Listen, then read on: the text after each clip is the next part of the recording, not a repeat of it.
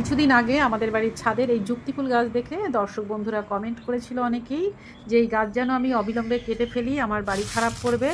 এবং সেই কমেন্টগুলো আমি আমার যে বাড়ির সদস্য তাদেরকে পড়ে শোনালাম। তারা বলল একদম ঠিক বলেছে।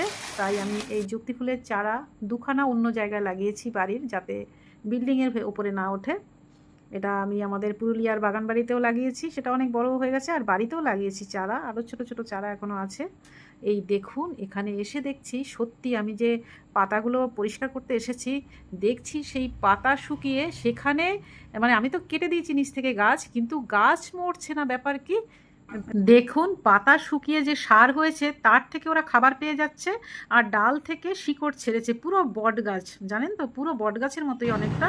তবে বিল্ডিংয়ের ভেতরে কোথাও ঢুকতে পারেনি, এই ওপরেই রয়েছে, মনে হচ্ছে ফ্লোটিং রুটস।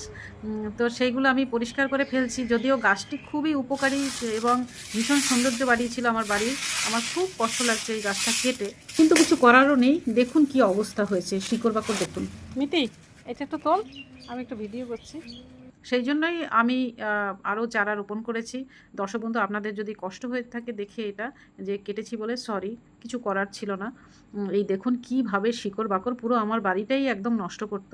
আর যারা আমাকে এই বুদ্ধি দিয়েছেন তাদেরকে আমি ধন্যবাদ জানাই, যে অন্তত বাড়িটা রক্ষা পেয়েছে। গাছ আমরা ভালোবাসি, তবে সব থেকে তো এটা অপ্রিয় হলেও সত্যি, সব থেকে আমরা নিজেকে ভালোবাসি প্রত্যেকেই। আর নিজেকে ভালো রাখা গেলে তবে সবার যত্ন নেওয়া যায়, এটাও সত্যি। আর দুটো তিনটে গাছ তো আমি লাগিয়ে